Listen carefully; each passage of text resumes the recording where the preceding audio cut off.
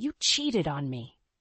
Declan's enraged words pierced the air like shrapnel, shredding the fabric of our once blissful family life. I recoiled, my mind spinning as I struggled to process the vicious accusation. What are you talking about? I would never betray you, I cried out, my voice trembling with disbelief. Declan thrust a medical report in my face, his eyes blazing with hurt and betrayal. Then how do you explain this? Lila's blood type proves she can't be my daughter. My heart plummeted as I scanned the document, the stark reality of the incompatible blood types undeniable. Confusion swirled within me, kaleidoscopic shards of doubt and denial whirling in my mind. There must be a mistake, I pleaded, grasping at any shred of rationality. We need to get a second opinion or run more tests. More tests? Declan scoffed, his face twisted with contempt. So you can fabricate more lies? I don't know what pathetic games you're playing, but I want you and that bastard child out of my house tonight. The venom in his words stung like acid, searing through the very fiber of my being. I opened my mouth to protest, but my throat constricted, robbing me of speech.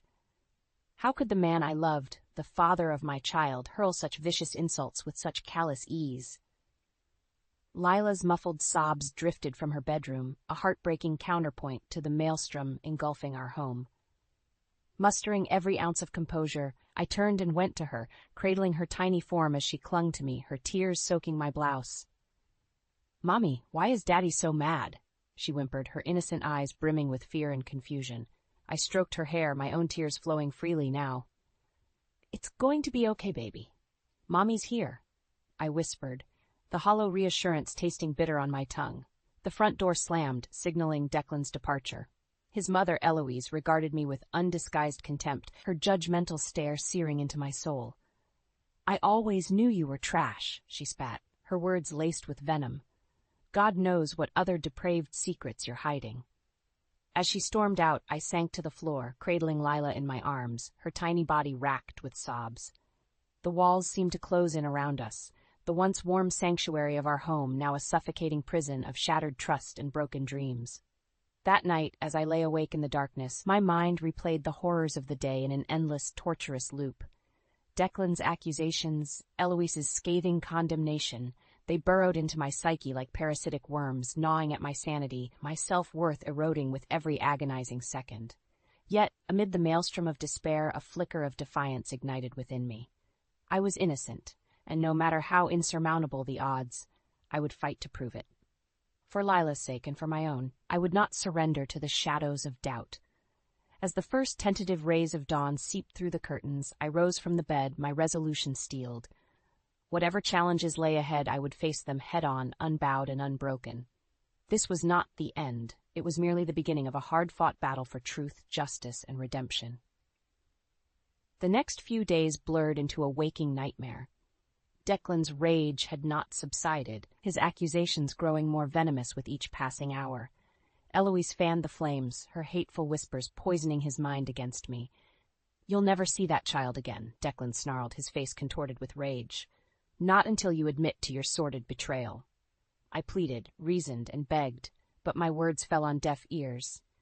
In their eyes, I was the embodiment of sin, a deceitful serpent who had violated the sanctity of our marriage. One evening, as I was preparing Lila's dinner, Declan stormed into the kitchen, his eyes wild with fury. "Pack your things," he spat. "You and that bastard are leaving tonight." Reeling from the impact of his words, I clutched Lila protectively. "You can't do this, Declan. She's your daughter, for God's sake." His cruel laughter pierced the air, chilling me to the core. "My daughter? Don't make me laugh. That little brat is a constant reminder of your infidelity," Lila whimpered, burying her face in my embrace as Eloise glowered from the doorway. "You heard him, whore. Get out before we call the police." Tears streamed down my cheeks as I gathered our meager belongings, the weight of our shattered lives condensed into 2 battered suitcases. Lila clung to me, her tiny frame racked with sobs, her innocence shattered by the vitriol that surrounded us. As we stepped out into the night, the cold air stung my face, a harsh reminder of the cruel world that awaited us. Eloise's parting words sliced through the silence like a razor. "Don't ever show your face here again, you lying tramp." In the days that followed, we drifted from shelter to shelter, our once comfortable existence reduced to a daily struggle for survival. I reached out to Tara, my former colleague and confidant, who embraced us with open arms. "You're not alone in this, Mari," she vowed, her eyes shimmering with unshed tears. "I'll help you get back on your feet." True to her word, Tara secured us a modest apartment and arranged for me to interview at her marketing firm. As I sat across from the stern-faced interviewer, my heart raced with trepidation. "So, Mrs. Turner," he drawled, his gaze piercing, "care to explain this gap in your employment history?" I swallowed hard, bracing myself for the inevitable judgment. "My husband falsely accused me of infidelity and threw us out. I've been fighting to clear my name ever since." His eyebrows arched, and for a moment I feared the worst. But then, to my surprise, he nodded slowly. "I've seen my fair share of bitter divorces," he sighed. "Welcome to the team, Marielle. We could use a fighter like you." As I stepped out into the crisp morning air, a glimmer of hope flickered within me. Tara's unwavering support and the promise of a fresh start had reignited the flames of determination. I would not be cowed by Declan's vile accusations or the harsh realities that now defined our existence. No, this was not the end. It was merely the first salvo in a war for justice, dignity, and the reclamation of our lives. And I would emerge victorious, no matter the cost. The weeks that followed were a whirlwind of adjustment and determination. Tara's steadfast friendship and the camaraderie of my new colleagues provided a much-needed anchor amidst the turbulence that had consumed my life. Yet, the shadow of Declan's accusations lingered, a constant specter that haunted my every waking moment. I knew that to reclaim my dignity and secure Lila's future, I needed more than moral support. I needed a legal strategy. "You're not alone in this fight," Tara assured me one evening over coffee. "I know someone who can help." A few days later, I found myself seated across from Vincent, a family lawyer whose reputation for tenacity preceded him. "Let's cut to the chase," he began, his gaze unwavering. "Declan's accusations are baseless, but proving paternity won't be easy." I nodded, steeling myself for the challenges ahead. "We'll need to demand a proper genetic test," Vincent continued, "and dig into Declan's background. Any skeletons in his closet could bolster your case." As the weeks progressed, I threw myself into the twin pursuits of work and legal preparations. Lila's well-being was my driving force, a beacon that guided me through the darkest moments. "Mommy, when are we going home?" she would ask, her innocent eyes brimming with confusion. "Soon, baby," I'd reassure her, fighting back the tears that threatened to spill. "Mommy's working on it." At the office, I poured my heart into every project, determined to prove my worth and silence the whispers that still lingered. Yet, not everyone was supportive. "Heard you're quite the little homewrecker," one colleague sneered during a team meeting. "Bet you're loving all the attention, you slut." The words sliced through me like razor blades, reopening wounds that had barely begun to heal. As tears blurred my vision, a firm hand gripped my shoulder. "That's enough, Carl." Tara's voice cut through the tension like a whip. "Unless you want a harassment suit on your hands, I suggest you keep your vile thoughts to yourself." In that moment, I realized the true depth of Tara's loyalty, a wellspring of strength that would sustain me through the darkest valleys that lay ahead. As the weeks bled into months, Vincent's investigations began to bear fruit. Financial records, travel receipts, and witness testimonies painted a damning portrait of Declan's activities, one that suggested his accusations were merely a smokescreen for his own indiscretions. "We've got him," Vincent declared, a predatory gleam in his eye. "It's time to take the fight to Declan and bury him under the weight of his own lies." A renewed sense of purpose coursed through my veins. No longer was I the victim, cowering in the shadows of doubt. I was a warrior, armed with the truth and fueled by a mother's love, a force to be reckoned with in the battle for justice and redemption. As I gazed into Lila's eyes that night, I made a silent vow. No matter the cost, no matter the sacrifices, I would emerge victorious. For her sake, and for the sake of every woman who had been wronged by the cruelty of men, I would not rest until the scales of justice were balanced once more. The deeper we delved into Declan's past, the more sordid revelations came to light. What had initially seemed like a straightforward case of mistaken paternity quickly spiraled into a labyrinth of lies and deceit. "Look at this." Vincent growled one evening, slamming a stack of financial records onto the table. Unexplained cash withdrawals, luxury hotel charges. The paper trail points to something much darker than a simple affair. I pored over the documents, my stomach churning with each damning entry. The man I had once loved, the father of my child, was rapidly transforming into a stranger, a devious manipulator capable of unimaginable betrayal. "We need to dig deeper," I replied, my voice steely with determination. "No stone can be left unturned." In the weeks that followed, we assembled a mosaic of evidence, a tapestry woven from surveillance footage, witness testimonies, and digital footprints. The picture that emerged was one of a man consumed by greed, lust, and an insatiable appetite for deception. "He's been playing us all for fools," Vincent seethed, his fists clenched. The blood-type discrepancy was just a convenient cover for his own sordid affairs. My mind reeled as the truth unraveled, each revelation more gut-wrenching than the last. Declan's protestations of fidelity had been a carefully constructed facade, concealing a web of lies that stretched back years. "That bastard," I hissed, my fingers digging into the armrests. "All this time, he's been the one betraying us." Yet, amidst the maelstrom of anger and disillusionment, a glimmer of hope emerged. With the truth laid bare, we possessed the ammunition to dismantle Declan's house of cards, to strip away the veneer of righteousness and expose him for the duplicitous charlatan he truly was. "We're going to bury him," Vincent vowed, a predatory gleam in his eye. "He'll wish he never crossed paths with us." As the days ticked by, our case grew stronger, bolstered by irrefutable evidence and sworn testimonies. Declan's web of lies was unraveling, strand by damning strand, leaving him vulnerable and exposed. One evening, as I tucked Lila into bed, her innocent eyes brimmed with curiosity. "Mommy, why are you and Daddy fighting?" I swallowed hard, struggling to find the words to explain the betrayal that had shattered our lives. "Daddy did some very bad things," I began, choosing my words carefully. "But don't worry, sweetie, Mommy's going to make things right." Her small hand caressed my cheek, her touch a balm for the rawness that still lingered. "I love you, Mommy," she whispered, her voice laced with a wisdom far beyond her years. In that moment, I knew that no matter the obstacles, no matter the sacrifices, I would emerge victorious. For Lila's sake, and for the sake of every woman who had been wronged by the cruelty of men, I would not rest until justice was served. As I rose from her bedside, a renewed sense of purpose coursed through my veins. The time for tears and self-pity was over. Now was the moment to strike, to unleash the full force of our righteous fury upon the man who had so callously shattered our lives. Declan's reign of deception was nearing its end, and I would be the one to deliver the final devastating blow that would bring him to his knees. Justice, long denied, would finally be served. The weight of the evidence against Declan was staggering, a damning mosaic of lies and infidelity that threatened to unravel the very foundation of his carefully constructed charade.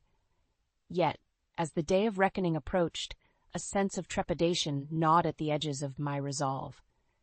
"He's not going to go down without a fight," Vincent warned, his brow furrowed with concern. "Declan's got deep pockets and a nasty vindictive streak. Brace yourself for an all-out assault." His words proved prophetic. In the days leading up to the hearing, a torrent of allegations and character assassinations flooded the media, each more vicious than the last. Sources close to the family described Marielle Turner as an unfit mother with a history of promiscuity and substance abuse. One lurid headline screamed. I recoiled in disgust, my hands trembling, as I read the litany of falsehoods and half-truths that had been woven into a nightmarish tapestry of lies. "Don't let it get to you," Tara urged, her voice a steadying force amidst the storm. "They're just trying to rattle you." Yet, as the days ticked by, the onslaught intensified, each salvo more devastating than the last. Strangers would hurl insults as I passed on the street, their words cutting deeper than any knife. "Whore! Baby killer! Declan was too good for trash like you." The venom seeped into my pores, poisoning my mind with doubt and self-loathing. There were moments when the thought of surrender, of simply retreating into the shadows and letting Declan claim his hollow victory, seemed like a merciful release. But then, I would look into Lila's eyes, those pools of innocence that had been forever tainted by the cruelty of the world, and my resolve would harden once more. I won't let him win, baby, cradling her against me. Mommy's going to make everything right again. The night before the hearing, as I lay awake in the silence of our modest apartment, a sense of clarity washed over me. This was more than just a battle for custody or vindication. It was a war, a clash of ideologies that would reverberate far beyond the confines of our fractured lives. Declan embodied the worst aspects of patriarchal arrogance, the belief that wealth and status granted him the right to lie, cheat, and discard those who dared to challenge his authority. His actions were a poisonous manifestation of the toxic masculinity that had subjugated women for centuries, reducing us to mere chattels to be used and discarded at a man's whim. But I was the embodiment of a new order, a defiant spirit that refused to be cowed or silenced. In that moment, I understood that my battle transcended the personal. It was a clarion call for every woman who had been wronged, a beacon of hope that justice could prevail even in the darkest of times. As the first rays of dawn crept through the curtains, I rose from the bed, my eyes burning with resolve. The time for doubt and self-pity was over. The hour of reckoning had arrived. With Lila's hand clasped tightly in mine, I stepped out into the world, ready to face the storm that awaited us. Declan's reign of terror was about to end, and I would be the one to deliver the killing blow that would topple his empire of lies. This was more than just a courtroom battle. It was a war for the very soul of our society, a fight to exorcise the demons of misogyny and oppression that had festered for far too long. And I, armed with the truth and fueled by a mother's love, would be the avenging angel that rained judgment upon those who dared to subjugate and abuse. The time for justice had come, and I would not rest until the scales were balanced once more. The air in the courtroom was thick with tension, each side bristling with barely contained hostility. Declan, impeccably groomed and flanked by his high-priced legal team, glowered at me from across the aisle, his eyes burning with contempt. As the proceedings commenced, his lawyers launched into a blistering assault, painting me as a morally bankrupt adulteress unfit for motherhood. Their words lashed like whips, each allegation more sordid than the last. "Your Honor, the evidence is overwhelming," the lead counsel sneered, his voice dripping with disdain. "Mrs. Turner's promiscuity and utter disregard for the sanctity of marriage have irreparably damaged this family."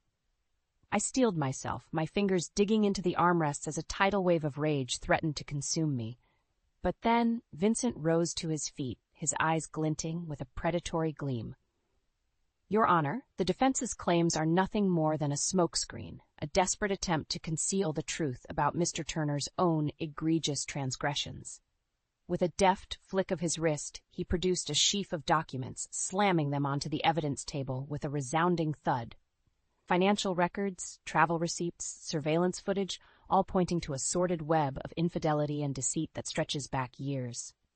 A hush fell over the courtroom as the damning evidence was presented, each piece fitting together like a macabre jigsaw puzzle. Declan's face drained of color, his carefully cultivated veneer of respectability crumbling with each revelation. "You lying sack of filth," I hissed, my voice trembling with fury. "All this time, you've been the one cheating. The blood type was just a convenient excuse to cover your own tracks."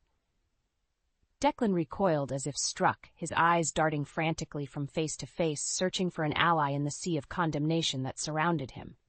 I can explain," he sputtered, his composure cracking under the weight of the evidence. "Save your pathetic excuses," Vincent snarled, his voice cutting through the tension like a blade. "The truth is laid bare for all to see. You're nothing but a spineless coward who hid behind false accusations to mask your own sins." As the revelations continued to unfold, each more damning than the last, the courtroom descended into pandemonium. Eloise, her face contorted in a rictus of disbelief and horror, turned on her son with a fury that would have cowed lesser men. "How could you?" she raged, her voice trembling with barely contained fury. "You've disgraced our family, brought shame upon us all with your lies and debauchery." Declan shrank back, his bravado evaporating in the face of his mother's wrath. In that moment, he was no longer the swaggering titan who had so callously shattered our lives. He was a small, pitiful creature, exposed and vulnerable to the judgment of his peers. As the gavel thundered, restoring order to the courtroom, a hush fell over the proceedings. All eyes turned towards the judge, whose weathered face betrayed a lifetime of bearing witness to the depths of human depravity. "In light of the overwhelming evidence presented," he intoned, his voice grave, "I have no choice but to rule in favor of Mrs. Turner. Full custody of the child, as well as a substantial settlement, will be awarded forthwith." A weight lifted from my shoulders, a burden that had pressed down upon me for far too long. As Declan was led away, his head bowed in shame, I turned to face the woman who had once been my mother-in-law. Eloise regarded me with a mixture of contrition and begrudging respect, her eyes glistening with unshed tears. "I was wrong about you," she murmured, her voice barely audible. "You're stronger than I ever gave you credit for." In that moment, I felt a pang of pity for the broken woman before me, a victim of her own toxic loyalty, blinded by her adoration for a son who had proven himself unworthy of such devotion. Extending my hand, I met her gaze with a steely resolve that brooked no argument. "Let's put the past behind us," I replied, my voice unwavering, "for Leela's sake." As our fingers intertwined, a bridge across the chasm of pain and betrayal, I knew that a new chapter was beginning. One forged in the fires of adversity and tempered by the indomitable strength of a mother's love. The battle had been won, but the war was far from over. There would be other Declans, other malignant forces bent on subjugating and oppressing those they deemed inferior. But I would be ready, a warrior armed with the truth and fueled by an unquenchable thirst for justice. No longer would I cower in the shadows, cowering from the stinging lash of misogyny and cruelty. No, from this day forward, I would stand tall and defiant, a beacon of hope for all those who had been wronged, a living embodiment of the indomitable spirit that refused to be broken. The reckoning had come, and I had emerged victorious, battered, perhaps, but unbroken and emboldened for the battles yet to come. In the aftermath of the courtroom battle, a surreal calm settled over our lives. Declan, disgraced and humiliated, had retreated into the shadows, his once formidable presence reduced to a mere specter haunting the fringes of our existence. The financial settlement, though substantial, felt like a hollow victory, a paltry compensation for the anguish and betrayal we had endured. Yet, as the dust settled and the harsh glare of public scrutiny faded, a new reality began to take shape. Eloise, her carefully constructed worldview shattered by the revelations of her son's duplicity, found herself adrift in a sea of uncertainty. Gone was the imperious matriarch who had once so vehemently condemned me. In her place stood a shell of a woman, haunted by the ghosts of her own misjudgments. "I owe you an apology," she murmured one afternoon as we sat across from each other, the weight of unspoken words hanging heavy in the air. I regarded her with a guarded expression, the wounds of her past transgressions still raw and throbbing. "For too long, I allowed my own prejudices to blind me to the truth," she continued, her voice tinged with regret. "I failed you, and more importantly, I failed Lila." A part of me yearned to unleash the torrent of pent-up fury that had festered for so long, to lash out and inflict upon her a fraction of the pain she had so callously inflicted upon us. But as I gazed into her haunted eyes, I saw not the imperious shrew who had once reveled in our suffering, but a broken woman, a victim of her own misguided loyalties and toxic ideologies. In that moment, a profound truth crystallized within me. Harboring hatred and resentment would only perpetuate the cycle of pain and oppression that had nearly destroyed us. "We've all made mistakes," I replied, my voice measured and even. "What matters now is how we move forward, as a family, for Lila's sake." Eloise's shoulders sagged, a tremulous sigh escaping her lips as a flicker of relief passed across her features. "Thank you," she whispered, her eyes glistening with unshed tears. "You've shown more grace and compassion than I ever deserved." As the weeks bled into months, a fragile truce took root between us. The path towards true reconciliation would be long and arduous, paved with the shattered remnants of our fractured trust. Yet for Lila's sake we persevered, two warriors, battle-scarred and weary, united by a shared commitment to forge a better future for the innocent caught in the crossfire of our conflict. Slowly, tentatively, the walls began to crumble, and glimmers of the family we had once been started to emerge from the rubble of our shattered lives. Lila, ever resilient, took the first steps towards healing the breach, her boundless love and infectious laughter serving as a balm for the wounds that still lingered. "Grandma, come play with us," she would call out, her eyes sparkling with unbridled joy. And Eloise, her defenses worn down by the relentless onslaught of childish innocence, would inevitably acquiesce, setting aside her trepidation and embracing the moment with a cautious tenderness. In those stolen moments, I caught fleeting glimpses of the woman she might have been. A loving matriarch, untainted by the corrosive influence of prejudice and toxic masculinity. As for Declan, his presence lingered like a malignant shadow, a constant reminder of the depths of betrayal we had endured. Yet with each passing day, his hold over us weakened, his once formidable aura of invincibility eroded by the unstoppable march of time and truth. We were survivors, battle-hardened and emboldened by the fires of adversity. The chains of oppression that had once bound us lay shattered at our feet, the shackles of fear and self-doubt cast aside in favor of a newfound strength and resilience. And as I gazed out upon the world that had once seemed so hostile and unforgiving, I felt a surge of hope swell within me, a beacon of promise that illuminated the path ahead. The war had been won, but the battle for true equality and justice was far from over. There would be other Declans, other malignant forces bent on subjugating and oppressing those they deemed inferior. But we would be ready, a united front forged in the crucible of suffering and tempered by the indomitable strength of a mother's love. No longer would we cower in the shadows, cowering from the stinging lash of misogyny and cruelty. No, from this day forward, we would stand tall and defiant, beacons of hope for all those who had been wronged. Living embodiments of the indomitable spirit that refused to be broken. The reckoning had come, and we had emerged victorious. Battered, perhaps, but unbroken and emboldened for the battles yet to come. The weight of the past year's tumultuous events seemed to dissipate as I stepped across the threshold of our new home, a cozy two-story nestled in a quiet, tree-lined neighborhood. This was more than just a fresh start. It was a physical embodiment of the hard-won victories that had carried us to this point. "What do you think, baby?" I asked, turning to Lila with a warm smile. Her eyes danced with unbridled delight as she took in the spacious surroundings, her tiny feet pattering across the hardwood floors. "I love it, Mommy," she exclaimed, twirling in a whirlwind of giddy excitement. Watching her, I felt a surge of pride and gratitude wash over me. This was the life she deserved. A sanctuary untainted by the specter of Declan's betrayal, a place where she could blossom and thrive without the weight of our past struggles bearing down upon her. "I'm glad you approve," I chuckled, ruffling her hair affectionately. As the days melted into weeks, our new abode began to take on the warmth and character of a true home. Lila's vibrant artwork adorned the walls, splashes of color and whimsy that seemed to radiate a childlike joy. Yet, amidst the trappings of our fresh start, I couldn't help but feel a twinge of melancholy. The road that had led us here had been paved with pain and heartache, a crucible of suffering that had forged us into the warriors we had become.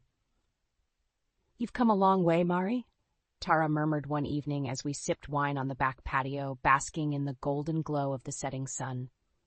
I nodded, my gaze drifting to the horizon as memories of our shared struggles played out like a bittersweet symphony.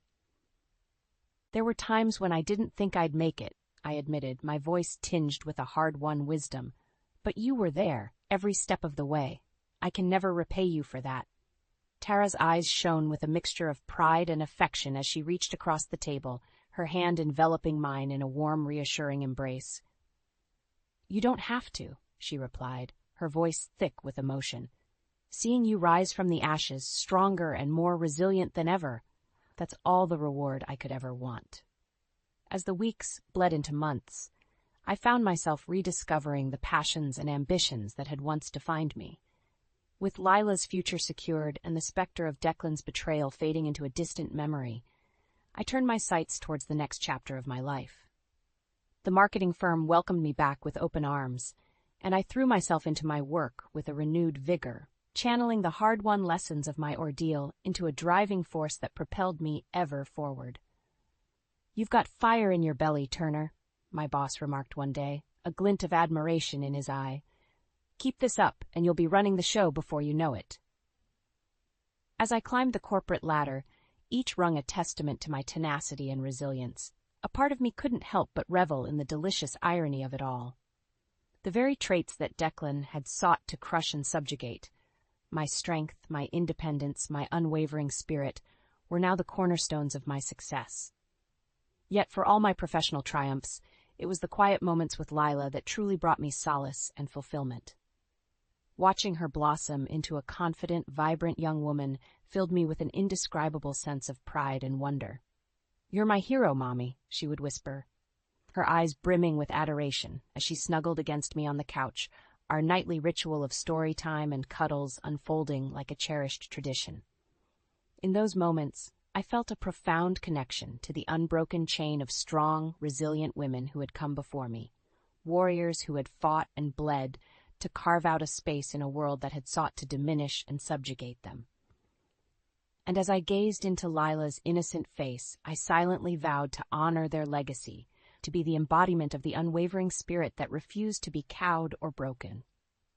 The years melted away, each one marked by triumphs and challenges, laughter and tears, the ebb and flow of life's rich tapestry. Yet, through it all, one constant remained, the bond between mother and daughter, forged in the fires of adversity and tempered by an unbreakable love. As the twilight of my life began to cast its gentle glow, I found myself reflecting on the winding path that had brought me to this point. The struggles, the heartache, the hard-won battles, they had all been necessary steps on a journey that had tested the very limits of my strength and resilience. And as I looked out upon the world, I saw not just the scars of my own trials, but the countless other women who had faced their own battles, their own Declans to conquer. In that moment, I knew that my story was more than just a personal triumph. It was a rallying cry, a beacon of hope for all those who had been wronged, oppressed, and subjugated. For in the end, it was not the weight of our burdens that defined us, but the indomitable spirit that refused to be crushed beneath them. We were warriors, forged in the crucible of adversity, our scars a testament to the battles we had waged and the victories we had won. And as I took my final breath, secure in the knowledge that my legacy would live on through Lila and the generations to come, I felt a sense of profound peace wash over me. The war was won, the battles had been fought, and in the end, justice and resilience had prevailed. We were the unbroken, the unbowed, and our stories would echo through the ages as a reminder of the indomitable strength of the human spirit.